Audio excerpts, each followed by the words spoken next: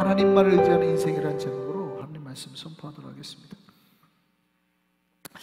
여러분, 우리 신앙의 시작은 제가 언젠가 말씀드린 적이 있는데, 여러분, 신앙은 우리 신앙에 바로 우리가 세워지려고 할 때, 우리가 신앙을 바로 하려고 할 때 여러분이 최우선으로 해야 될 게 있습니다. 그게 뭐냐면 방향성이에요.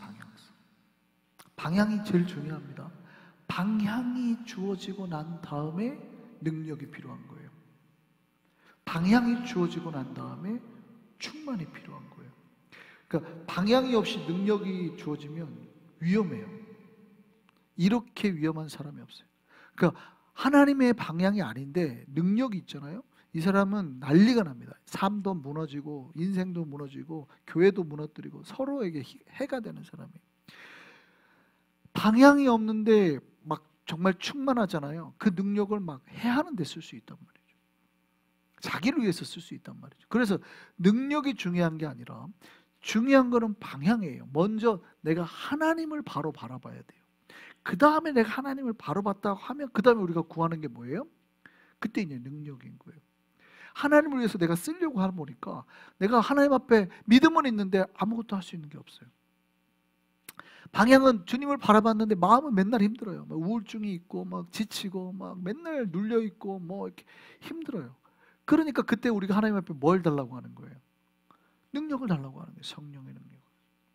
그러면 방향이 바로 섰으니 그 능력을 받고 어떻게 해요? 주님의 나라와 영광을 위해서 우리가 사용되는 것이죠. 그 신앙의 우선은 뭐에 있다고요?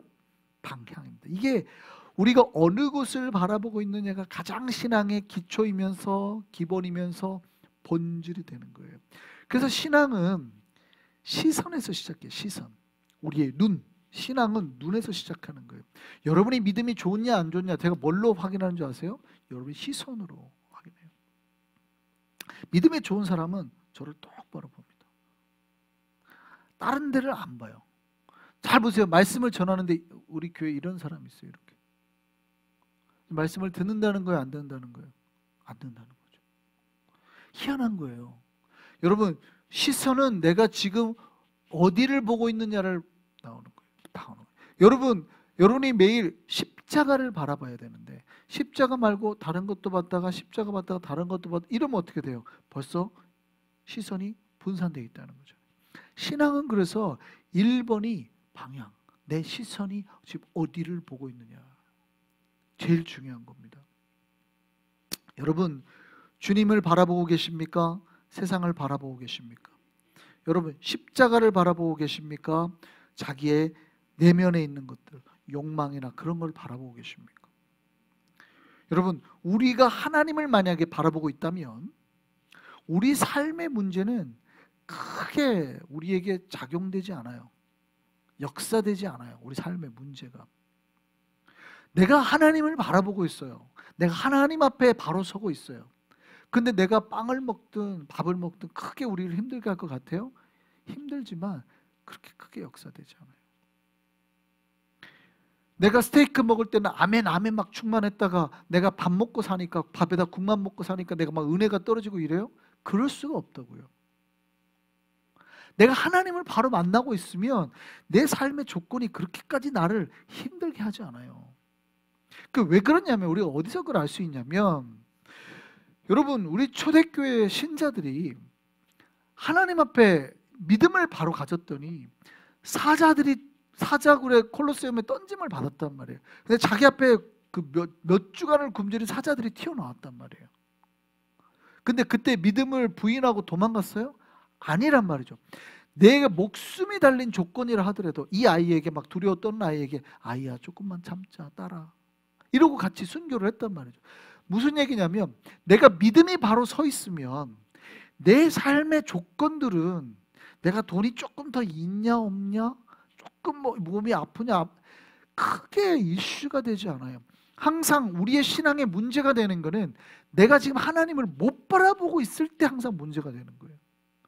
내가 하나님을 똑바로 못 바라보면 내 삶에 일어나는 것들이 되게 크게 보이기 시작하는 거예요. 내 삶에 일어나는 것들, 내가 조금 더 가졌으면 좋겠는데 안 채워지는 게 나에게 굉장히 큰 이슈처럼 보이고, 다른 사람은 건강한데 내가 좀 아픈 게 굉장히 큰 이슈처럼 보이고, 그러니까 내가 믿음이 온전히 하나님 앞에 설 때는 조건들이 그렇게까지 나를 고통스럽게 안 해요. 그렇게까지 힘들지 않다고. 내가 밥을 먹냐 라면을 먹냐 힘들 수 있어요. 다 있어요, 분명히. 그러나 이게 우리의 신앙을 좌우할 만큼 힘들지 않다 이 말이죠. 근데 내가 신앙이 흔들리면 어느새부터인가 이게 이제 크게 보이기 시작하는 거예요. 여러분, 뭐가 중요하다고요? 시선, 하나님을 바라보는 거. 여러분, 우리의 눈에 하나님이 보이지 않고 이 세상의 조건이 보이기 시작하면 쉽게 세상과 타협하고 하나님의 길이 아닌 자기가 원하는 대로, 자기가 원하는 방향대로 자기의 길로 가버리는 거예요. 언제나 욕망이 커지는 게 아니에요. 욕망이 커져서 문제가 되는 게 아니라 믿음이 약해져서 그렇게 되는 거예요. 우리가 하나님을 바라보지 못하니까 욕망이 커져 있는 것처럼 보여요. 신학에서 굉장히 중요한 이슈가 있어요. 왜 하나님은 빛이신 하나님이 어둠을 만들었냐? 이거거든요. 항상 이거는 신앙에서 이슈가 됩니다. 아니, 왜 빛이신 하나님이 어둠을 만들었냐? 죄라는 걸 만들었냐? 그러는 거죠. 근데 어거스틴이 이런 말을 했습니다. 어둠이 있는가? 어둠이 있어요? 우리는 있다고 생각하는 거예요. 우리는 어둠이 있죠, 목사님. 죄가 있는데요, 왜 어둠이 없어요? 이렇게 생각한단 말이에요. 근데 어거스틴이 이런 말을 했어요. 어둠이라는 건 없는 거예요. 어둠이 뭡니까? 라고 질문했어요. 이렇게 답했습니다. 빛의 부재 현상일 뿐이에요. 무슨 말인지 아시겠어요? 우리 삶에 왜 죄가 있고 왜 눌림이 있고 왜 힘듦이 있고 이럽니까? 이게 막 커지니까 우리의 신앙을 잡아먹는 거 아닙니까? 아니요. 그렇게 말하지 않았다고요. 하나님으로 충만하면 이건 없어요. 우리가 하나님으로 충만하면 이런 죄나 어둠은 우리 안에 없는 거예요. 근데 우리가 하나님으로 충만하지 못하니까 하나님의 부재현상 100%로 빛이 가득 차야 되는데 이게 90%가 되면 이게 빛이 비어있는 10%가 어둠이 된다는 얘기예요. 우리가 80%가 되면 20%가 어둠이 된다는 거예요. 그러니까 어둠이라는 존재가 있다는 게 아니라 빛의 부재현상이에요. 성령에 충만해야 되는데 우리가 성령에 충만하지 못하니까 그런 것들이 생길 때 그 성령 충만하지 못한 거에 부재현상이라고 표현했다고요. 그러니까 목사님 왜 이렇게 힘듭니까? 이게 지금 뭐냐면 내 삶에 문제가 있어서 신앙이 흔들리는 게 아니에요. 신앙이 흔들리니까, 하나님을 바라보지 못하니까, 하나님으로 충만하지 못하니까 우리 삶의 문제들이 커 보이기 시작해요. 점점. 내가 99%일 때는 1%밖에 안 되지만 어둠이. 내가 신앙이 줄어들어서 만약에 내가 신앙이 10%밖에 안 남았다. 그러면 내 삶 전체를 90%가 어둠이 나를 지배해버리는 거예요. 뭐를 해도 그렇게 돼버리면 겨우 호흡줄만 달려있는 거예요. 신앙의 호흡줄만 겨우 교회 와서 호흡줄만 달려있는 거지. 내가 겨우 교회를 다닌다 이러는 거지. 그의 영혼과 삶은 이미 어둠으로 다 지배돼 버리는 거예요. 무슨 현상이라고요? 빛의 부재 현상이에요. 여러분, 제일 중요한 거는 내가 지금 하나님을 바라보고 있냐 아니냐라는 거예요. 하나님으로 내가 좀 충만하냐 아니냐라는 거예요. 오늘 본문에 이렇게 시작했어요. 여호와를 바라라. 이렇게 시작했어요. 여호와를 바라라. 오늘 본문에 여호와를 바라라라고 시작해요. 신앙의 시작은 하나님을 향한 그 시선, 하나님을 향한 그 방향성에 있다는 거예요. 우리가 여호와를 바라고 사는 것이 신앙을 바로 세우는 방법이라는 거예요. 여호와를 바란다는 것은 여호와를 소망한다는 거예요. 영어로는 hope라는 말을 썼대. 우리가 하나님만을 소망하고 사는 것, 다른 거 소망하지 않고, 우리는 자꾸 돈도 소망하고 다른 걸 소망하는데 그게 아니라 하나님만을 소망하고 사는 것. 그 우리가 하나님만을 바라고 살 때에 다른 것들은 사실 우리에게 크게 안 채워져도 우리가 흔들리지 않는다라는 거죠. 근데 우리는 그냥 20불에 흔들려요. 그냥 별거 아닌 거 한 교회 올 때 쓰는 택시비 뭐 이런 거에 흔들린단 말이죠. 버스 타고 갔어야 되는데 택시 타고 와서 오늘 내가 늦게 와가지고 이런 거에 막 흔들린단 말이죠. 내가 택시 빨리 타고 가고 먼저 지각 안 하고 예배 드린 거에 감사하는 마음은 없을 거예요. 없어요. 뭐 이런 거에 흔들린단 말이죠. 그러니까 지금 본질을 지금 갈수록 잊어버리는 거예요. 더 중요한 걸 지금 내가 했잖아요. 내가 늦었어요. 그럼 택시를 타고 20분이라도 내고 와서 하나님 앞에 예배를 드리면 잘했다 그래야 된단 말이에요. 잘했다. 와, 내가 진짜 오늘 잘못하면 예배를 놓칠 뻔했다. 하나님을 잃을 뻔했다. 이거 잃으면 내 복이 사라지는 거거든요. 잘 생각하셔야 돼요. 하나님의 복이라 그러면 이 복을 잡았어야 된단 말이에요. 근데 우리는 이 복을 잡을 생각 안 하고 지금 거기서 10몇 불짜리 20불짜리 택시비 계산하고 있단 말이죠. 그러니 복이 와요 안 와요? 올 수가 없죠. 잘 생각하셔야 돼요. 복은 온전히 하나님만의 복이에요. 그러면 그 복을 내가 점점 잃어가면 복의 부재 현상이 되는 거잖아요. 하나님이 100% 복이라면서요. 그럼 그 복의 하나님이 내가 80%가 됐어요. 20%가 지금 복이 비었다는 얘기예요. 다른 게 들어와서 복을 먹은 게 아니라 내가 복이신 하나님을 20%를 잃어버린 거예요. 그러니까 지금 우리가 어디를 바라보고 무엇을 소망하고 사느냐가 제일 중요한 거예요. 제일 중요해요. 그런데 신자들이 갈수록 하나님을 모르니까, 하나님을 못 바라보니까, 하나님을 못 체험받으니까 점점 뭐예요? 다른 게 커져요. 그러니까 자꾸 다른 게 문제예요. 그래 저한테 다른 게 문제, 이게 문제여서 내가 지금 신앙이 흔들려요. 천만에요. 그런 적은 단 한 번도 없어요. 그런 건 있을 수가 없단 말이에요. 우리의 신앙이 충만하지 못하니까, 우리가 하나님을 바라보지 못하니까 점점 그 신앙의 부재 현상, 성령의 부재 현상, 성령이 채워지지 못한 자리가 커지고 있는 거예요. 죄라는 건 없어요. 사실은 어둠이라는 건 없는 거예요. 우리가 성령의 충만한 자리를 어둠에 내어준 것 뿐이죠. 이 빛이 사라지니까, 그러니까 빛이 없음으로 나타나는 현상일 뿐이지.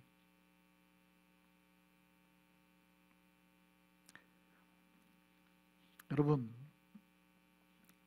여호와를 바라본다는 것은, 그래서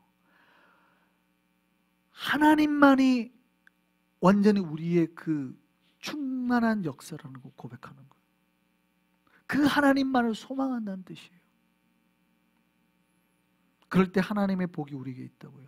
우리의 눈이 오직 하나님만 바라보길 소망합니다.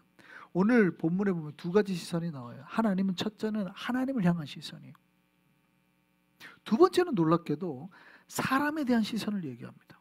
여호와를 바라고 그의 도를 지키라. 그리고 그 다음에 희한하게 이렇게 되어 있습니다. 사람들을 향한 시선을 가져야 된다. 이거는 이제 하나님이 주의 백성들에게 하는 말이에요. 근데 누구를 향한 시선을 가지고 있냐? 이거는 하나님이 누구를 바라보고 있냐? 이것도 동일한 거예요. 하나님이 누구를 바라보고 있냐? 너희는 누구를 바라봐야 되는가?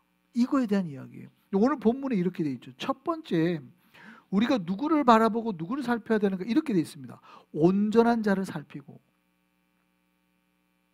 온전한 자는 사실은 완벽한 자를 의미하지는 않죠. 근데 온전한 자가 바로 그거예요. 자기 신앙에 하나님으로 채운 자. 그 자를 더 살피라는 거예요. 그 자를 살피라는 거예요. 그 자를. 우리는 거꾸로 생각할 수 있어요. 아니, 오히려 하나님은 10%밖에 없고 어둠이 90%의 사람을 보살펴야 되고 온전한 부족한 자를 살펴야 되는 거 아닙니까? 이렇게 생각할 수 있잖아요. 그렇지 않아요. 하나님은 항상 누구와 일하시고 누구를 쓰기를 원하시냐면 하나님으로 온전한 자. 그러니까 여기서 온전한 자, 그의 삶이 온전한 자를 말하는 게 아니에요. 신앙으로 온전히 체험받은 자를 살피라는 거예요. 그가 하나님을 바라보는 이 믿음의 눈이 있는 자를 살피라는 거예요. 하나님 앞에서 자기의 신앙을 지키는 자를 말하는 거예요.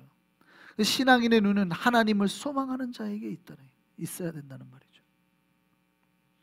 이 사람이 변화되고 성장하고 하나님의 거룩한 일들을 이루어낸다는 거예요. 그런데 하나님을 소망하지 않는 자에게는 어떠한 변화나 소망을 기대할 수 없다는 거예요. 왜냐하면 이 사람은 점점 하나님을 잃어가고 있고 이미 정말 호흡기만 달달 달고 다른 걸로 이미 다 뺏겨버렸어요. 그러면 안 된다고. 그러면 안 돼요.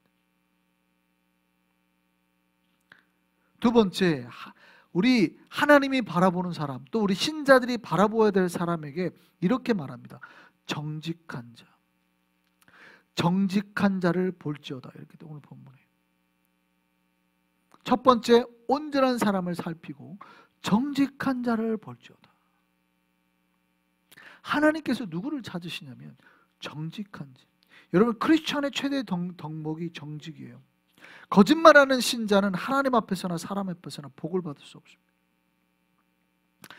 크리스천은 무엇보다도 자기 입술을 지켜야 되기 때문에. 그래서 덕목이 정직이에요. 정직해야 돼요. 크리스천은 정직해야 돼요. 내가 조금 손해를 보더라도 정직해야 된다 이 말이에요.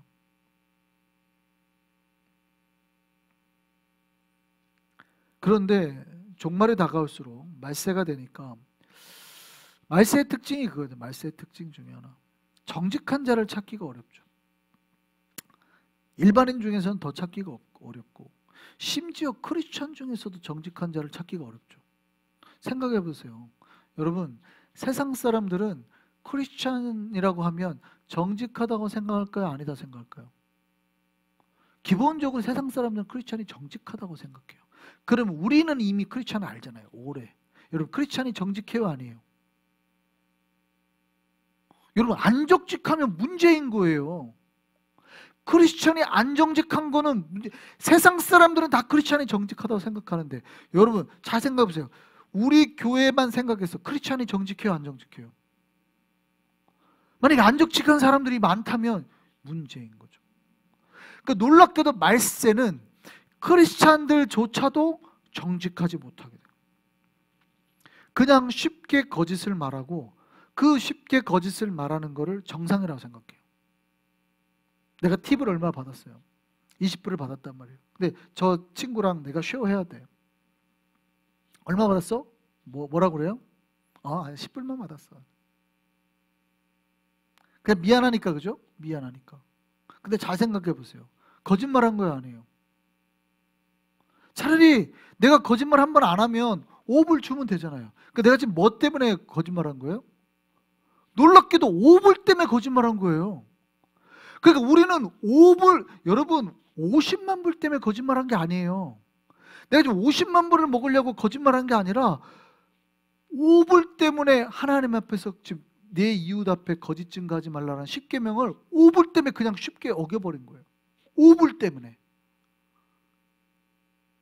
5불 때문에 내가 쉽게 그냥 거짓말을 해놓고 우리는 지금 정직하다고 생각한단 말이죠. 그러니까 놀랍게도 오늘날의 많은 크리스찬들조차 이 말세가 다가온 특징이 너무나 쉽게 거짓말하고 그거를 정상이라고 생각하는 거예요. 시대가 그러니까 괜찮다고 생각하는 거예요. 여러분, 오늘 본문을 다시 한번 기억하셔야 돼요. 주님이 누구를 보고 있다고요? 신자들이 누구를 봐야 된다고요? 정직한 자를 봐야 된다고요. 정직한 자. 정직한 자를 주께서 보고 계시고 또 정직한 자들을 교회가 주목하고 있다는 거 기억하셨으면 좋겠습니다. 세 번째입니다. 화평한 자. 하나님께서 복을 주는 자는 화평한 자들. 그 화평한 자에게는 미래에 하나님이 평안으로 갚아주신다. 하나님께서 평안을 약속하신 이가 바로 화평한 자라는 거예요. 하나님과 화평한 자, 사람들 사이를 화평케 하는 자. 신자의 복은 화평하게 하는 데 있어요. 관계를 불화하게 만드는 자에게 하나님의 자녀의 약속이 있는 게 아니죠. 여러분, 팔복을 기억하시죠? 팔복에서 누구에게 복이 있다고 있어요? 화평하게 하는 자, 화평케 하는 자에게 복이 있다고 그랬죠. 그러니까 불화를 만드는 자에게 복이 있는 게 아니에요. 화평하게 만드는 자에게 복이 있다고 그랬어요. 근데 그들의 복이 뭐예요? 하나님의 자녀라 일컬음을 받는다. 그러니까 화평하게 하는 자가 하나님의 자녀. 우리가 예수를 믿고 하나님의 자녀가 될 수 있는 것은 뭐예요? 화평하게 만들 때. 근데 관계를 불화하게 만드는 사람의 특징이 있어요. 뭘 봐도 불평하는 사람. 뭐를 봐도 이렇게 안 좋은 쪽을 보는 사람. 여러분, 우리는 화평하게 만드는 자가 되기를 소망합니다. 하나님이 그들에게 뭐가 있다고 말해요? 그들의 미래에 평안이 있다고. 하나님이 그들의 미래, 화평한 자의 미래에 뭐가 있다고 말하냐면 오늘 본문에 평안이 있다. 그러면 불화한 자의 미래에는 뭐가 있어요? 평안이 없다는 거죠. 불화하게 만드는 자의 미래에는 평안이 없어요. 그 미래는 좀 더 정확하게 말하면은 그들에게는 멸망이고 그들의 미래는 끊어질 거라 그런단 말이죠. 오늘 본문은 의인과 악인에 대해서 말합니다. 의인은 누구예요? 하나님 앞에 아까 체험받은 사람, 의인인 거예요. 여기서 의인이라는 건 의롭게 행하는 사람을 말하는 게 아니에요. 아까 말했던 하나님의 역사, 성령으로 우리 하나님만 바라보고 소망하고 그 충만한 사람이 의인인 것이고, 하나님으로 채우지 못한 그 사람이 악인인 거예요. 하나님께서 의인에게 주시는 복이 뭐래요? 구원이래요. 하나님이 의인에게 주시는 복이 구원의 역사는, 이 구원은 제가 여러분에게 가르쳐 드렸죠. 뭐라고 말해서 구원이라는 건 뭐라고요? 제가 구원에 대해서, 구원은 뭐라고요? 죄와 모든 저주, 죄와 우리를 누르는 모든 저주, 잘못에서부터 건짐을 받는 거죠. 죄에서만 건짐받는 게 아니라 우리를 누르는 모든 것으로부터, 정확하게는 우리를 누르는 저주예요. 죽음의 저주, 불행의 저주, 모든 눌림의 저주로부터 벗어나는 거예요. 그러니까 하나님께서 의인들을 지키신다는 거죠. 우리를 잘못되게 하는 모든 저주로부터 우리를 지키신다는 거죠. 우리 영혼과 우리 자녀와 우리 삶과 우리 모든 삶에서 안 좋을 만한, 우리를 눌릴 만한 모든 저주로부터 우리를 지키시는 거죠. 죄와 저주. 그게 구원의 역사, 의인에게 베푸시는 구원의 역사. 그런데 악인은 어떻게 한대요? 반대로 하나님의 악인에 대해서는 멸망을 말씀하시죠. 특별히 그들의 미래는 끊어질 거란 말한다. 뭐냐면 악인이라는 건 악한 행위를 꼭 한 사람, 막 도둑질하고 이런 사람을 말하는 게 아니라, 아까 말했잖아요. 악이라는 개념은 없어요. 사실은 정확하게는 하나님의 부재 현상. 이해되세요? 그러니까 세상 사람들은 내가 뭘 얼마나 나쁜 짓을 했다고 나를 죄인이라 그래? 이런단 말이죠. 근데 성경은 그렇게 악인을 표현하지 않아요. 언제나 믿음이 없으면 악이 되니까. 왜냐하면 믿음 없다라는 건 하나님의 부재 현상이니까 그 자체로 그냥 어둠이에요. 하나님 빛이시니까. 하나님이 없으면 그 인생의 미래는 어둡다는 얘기죠. 여러분, 신자의 미래가 복됨을 믿으시길 바랍니다. 그 이유는 우리가 무엇을 특별히 계획했거나 우리가 뭘 앞으로 잘할 능력이 있다는 것이 아니에요. 지금 우리의 삶은 능력이 없을 수 있어요. 그런데 하나님께서 어떻게 해요? 하나님을 바라보는 자에게 복을 주시겠다고 약속하셨다는 거예요. 이 복이 우리에게 있기를 바랍니다. 그럼 우리가 해야 될 건 뭐예요? 하나님 앞에 붙어 있는 것뿐이죠. 하나님만 바라보는 것뿐이죠. 하나님으로 우리를 충만하게 채우는 것뿐이죠. 우리가 할 수 있는 건 그게 다예요. 그 다음에 복은 누가 주시는 거고? 하나님이 주시는 거고. 그래서 주님께서 포도나무의 비유를 요한복음 15장에 말씀하실 때, 나는 포도나무에 너희는 가지니 할 때 가지에게 요구하는 게 뭐예요? 열매를 맺으라고 말하는 게 아니라 너희가 나에게 붙어 있으라는 거예요. 하나님의 은혜 가운데 붙어 있으면 열매 맺게 하는 건 누가 하시겠다? 하나님이 하겠다는 거예요. 할렐루야. 그럼 우리는 하나님만 바라보고 하나님으로만 가득 채우면 되는 거예요. 그게 의인인 거예요. 그 안에 있을 때 우리가 온전해지고 정직해지고 주님과 화평하게 되는 거예요. 그 은혜가 우리에게 넘치기를 바랍니다. 정말 하나님만 바라보고 하나님만 의지하는 우리 인생이 되어서 그 우리의 삶에 하나님께 주신 복이 가득하기를 소망합니다.